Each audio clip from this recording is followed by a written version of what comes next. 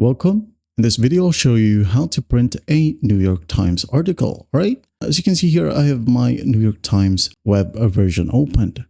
Say, for example, we're going to want to find an interesting article right here. Say, for example, this one. I'm going to click on it. Now, to be able to print it, we will have to right-click on a blank space right here in the article itself. All right, this one will pop up. So what we're going to do here is just click on print.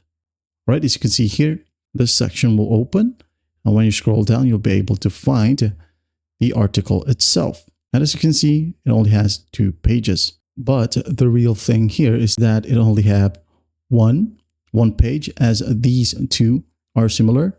This one is just blocked, all right, and it has the audio file in it, but you can't use this one, all right. So we're going to print the page number 2. As you can see here, the destination. If you have a printer installed, you should be able to see your printer right here. Just go ahead and select it. All right. If you want to, you can click on the drop down and you can see more options right here.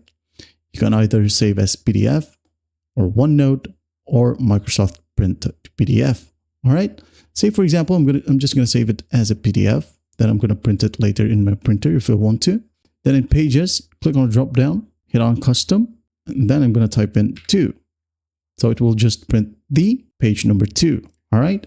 Layout would be portrait. If you wanted landscape, just go ahead and click on landscape. Now here in more settings, you can go ahead and select the paper size. It could be letter, legal, tabloid, A0 to A5. All right. Say, for example, I'm just going to hit on letter, pages per sheet, B1. If there are multiple pages right here, for example, 4 pages, you can stack up 4 pages in one sheet.